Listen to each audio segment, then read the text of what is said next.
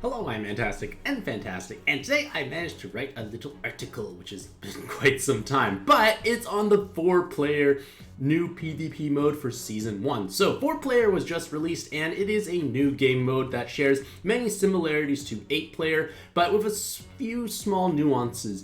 Most notably, we are able to draft or build our team prior to going in, which does technically increase the time necessary to play the dungeon because you have to kind of build a team, but at the same time it does give you a bit more variation along with having multiple different dungeons selected at random to play. But with that being said, this event or mode has incredibly high gamer point or GP requirements to unlock the various rewards.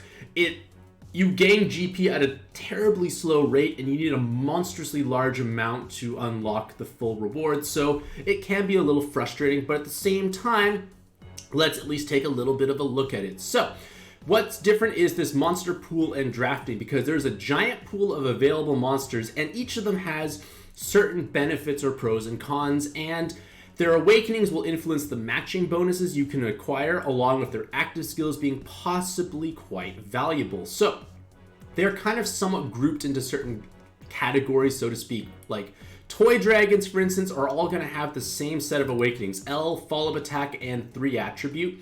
And they can combo with the Valkyries because they make heart orbs, they give you follow-up attack, and +2 combos to help you get higher scores overall. It's nice to have, I find, one on your team because they do give you a nice 3 attribute, which is high points, or basically free points in my opinion. The Valkyries have a TPA and a way to create extra orbs for maximizing your damage output, so they can convert hearts into their respective color on a very low cooldown, so you can help flood your board with more damage to, in turn, give you a better chance at hitting the max damage threshold. All the Rem draws have 777 combo and 1 turn of haste.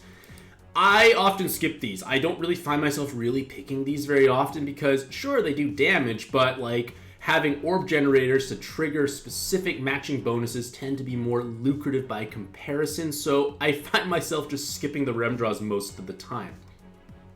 The 3 golems have 4 skill boosts, so you can actually get your active skills used immediately upon entering a dungeon, and the VDP, which, if you have 9 orbs present, they do significantly large damage, and they give a 2.5 times attack buff for the respective attributes. So it can be a way for you to achieve large amounts of burst damage on a specific floor. And if you do have other forms of haste, which can come from other subs, you could use actives on the very beginning because of their skill boost and re-haste them up, or just simply have it naturally charge up for the final floor. All of the Izunamis give you 2 skill boosts, Cross and L, and they have 2 turns of burst. So again, if you are trying to maximize your score and hit the max damage, Izunamis can help you hit that burst damage requirement. All of these have anti-absorption with various awakenings. They're all quite different in their own way, and it's just nice to have absorption cancellation. Just be aware that Fujin only has damage absorption, so that could possibly be a little bit awkward. So remember, if you need color absorption, you may want to look elsewhere. All of the Norse gods have VDP in a bunch of rows, and again, VDPs generate a surprising amount of points, damage can be quite high, and the nice thing about them is they give 2 times attack for 3 turns for their 2 colors. Again, you can easily sweep 2 given floors with significantly higher damage with them, and matching that VDP does in turn let them hit incredibly hard. This last category are now board changers. They all provide a various type of board changer with at least a 3 attribute and a 4 attribute awakening featured with themselves. So again, 3 attribute and 4 attribute awakenings do make a significant amount of points passively, so it's good to bring at least one of these types of awakenings. And some of these dungeons will give you unpleasant preemptives, so having a board changer available helps you overcome those, and in turn lets you sweep the floor faster. So for the scores and auto matching, well, you basically want to match the various patterns to achieve extra amounts of scoring, which is obviously quite desirable. And then in terms of awakenings you want to try to bring when you're drafting your team, I recommend at least bringing a 3 attribute awakening every single time. There's no reason not to bring a 3 attribute awakening because it's just giving up a large amount of passive points, and again, why give up those points unnecessarily? 4 attribute is oftentimes easy enough to squeeze in as well because you're probably max comboing the board anyways, but 3 attribute is something I tend to pursue in almost every case.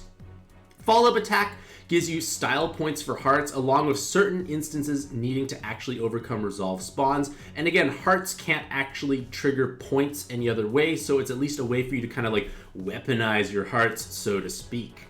And then for each individual dungeon, you are going to have to obviously read the leader skill and understand what they want you to do, but a couple of things you can do to help make your life a little bit easier. For Athena, TPA is obviously going to be your best friend because her leader skill wants TPA matches. But at the same time, you want to bring one of the anti-absorption cards because there's a light absorb on the final floor. So if you can cancel the light absorb, you can kill the floor and in turn, obviously clear the dungeon much faster. In addition to that, bring follow-up attack because there is a resolve spawn, so why suffer unnecessarily? For Fagin's dungeon, you think crosses are cool, but at the very end on the final floor, you should pop Fagin Rise active skill on the last floor, and then you want to just simply match 6 columns. Doing 6 columns will trigger follow-up attack, as well as giving you the maximum damage output possible from his leader skill because you maximize the triggering. You had 6 5 matches, and it doesn't care what kind of 5 match it is. It says cross attack, but you could match L's, crosses, or you could actually make just regular columns. So like a follow-up attack does technically trigger it. So again, final floor, use Fagin Rai, make your life much easier. For Sonya, matching VDPs is infinitely superior to Rose from both a damage and a point scoring point of view. Again, bring those VDP cards. Some of the boards actually give you nice amounts of orbs to solve easier. 3 attributes quite helpful here. And again, if you bring enough haste, you can use Sonya's active skill multiple times in the dungeon, which in turn makes your life much easier because when you think about it, you are able to utilize her bi-color board changer and get 2 VDPs twice in the dungeon will make your life much happier. For Raw Dragon's dungeon, you want to ideally hit all 5 colors to trigger his guard break, which is just an awakening unique to him. But at the same time, bring 3-4 attributes because that's literally just free points you're not going to have otherwise. And board changers are going to be helpful because you're not necessarily going to have a nice looking board every time. So Raw Dragon brings his own board changer, but you can bring more with like Kali's or the Ragnarok Dragon. For the Volcano Dragon, bring follow-up attack as well as having either high dark damage or a Heartbreaker / board changer to deal with the full preemptive board of just hearts and darks. If you didn't build your team well, you're not going to be able to pass that floor on that in one turn at least. And then finally for Royal Oak, only 1 L is required to trigger the full leader skill requirement, so to speak. But at the same time, that's kind of all I really can think of. I think it's kind of a bad dungeon. I never do well in the Royal Oak one for some reason. And then lastly, we do have the ability to acquire 10,000 bonus points if you are the first person to achieve the highest number of combos, the highest damage dealt, and the highest number of matching bonuses. Again, if you're the first person to do it, you get these rewards. So if you hit 12 combos before other people hit 12 combos, you get the 10,000 points. And like I mentioned with the subs beforehand, you want to try and maximize your damage output to obviously sweep the floor in one turn, but also give yourself that chance of hitting the highest damage dealt. So look at color advantages, look at orb changers, look at burst style active skills to help yourself along. So, in conclusion, 4-player mode is definitely new. It is interesting. I think it can be fun, definitely to play intermediate, like just here and there. I guess, obviously, it's still the early days, so every time I try and play, I do get matched with people, which in turn makes it so it feels a little bit more thrilling, I guess. But, again, the biggest drawback, I feel, is the large amount of GP required to actually climb and get those magic stones, which does feel kind of unfortunate because it will take a significant amount of grinding in order to actually receive the maximum rewards. But if that being said, hopefully all these little tips and pointers do help increase your chances of maximizing your score overall. Now, if that being said, hopefully all you lovely ladies and gentlemen out there have a truly fantastic day. I wish you the best luck in your own pad adventures. If you have any other tips to comment for maximizing your scores, please feel free to leave a comment in the section down below, and happy puzzling.